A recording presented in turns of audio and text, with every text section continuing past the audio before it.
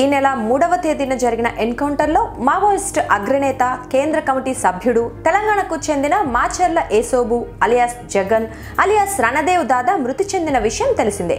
ఆయన వయసు 71 సంవత్సరాలు. ఏసోబు మృతితో ఆయన స్వగ్రామం హన్మకొండ జిల్లా కాజీపేట మండలం టేకులగూడెంలో విషాద ఛాయలు అలుముకున్నాయి.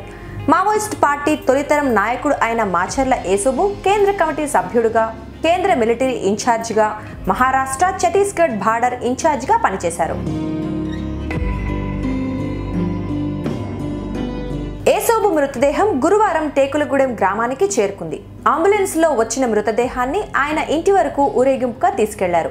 ఏసోబు మృతదేహాన్ని చూసి ఆయన కుటుంబ సభ్యులు కన్నీరు మున్నీరవుతున్నారు. మృతదేహం వద్ద నివాళులు అర్పించేందుకు గ్రామస్తులు పెద్ద ఎత్తున వచ్చారు. విరసం నేతలు విప్లవ గీతాలు ఆలపించారు.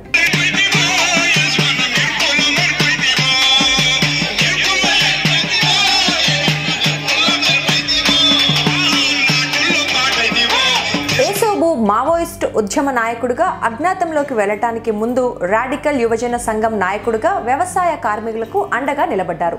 భూస్వాముల భూములను పేదలకు పంచుతూ వందల ఎకరాల్లో ఎర్ర జెండాలు పాతించారు.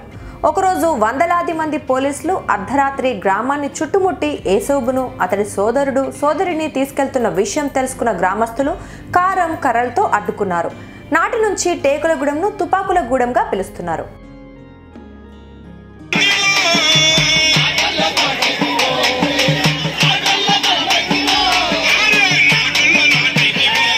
ఒకప్పుడు మావోయిస్టుల ఉద్యమానికి, కార్యకలాపాలకు ఉమ్మడి వరంగల్ కేంద్ర బిందువుగా ఉండేది. ఛత్తీస్గఢ్, మహారాష్ట్ర, తెలంగాణ సరిహద్దు ప్రాంతాల్లో తరచూ జరుగుతున్న ఎన్కౌంటర్లలో మావోయిస్టు కీలక నేతలు మృత్యువాత పడుతున్నారు. తాజాగా దంతెవాడలో జరిగిన ఎన్కౌంటర్లో ఏసోబు మృతి చెందారు.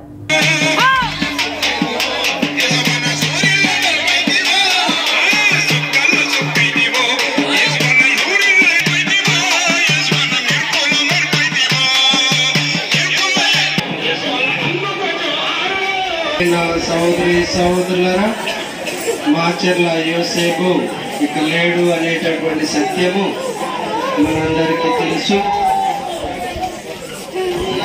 ఆయన ఈ లోపే అతని జ్ఞాన స్నానం ద్వారా ప్రభువు కనికరించి తన పాపాలను క్షమించమని, అదేవిధంగా మరణించినటువంటి యోసేపు గారి ఆత్మకు నిత్య విశ్రాంతిని వేడుకుంటూ, అదేవిధంగా దుఃఖ సాగరంలో ఉన్నటువంటి కుటుంబ సభ్యులను దేవుడు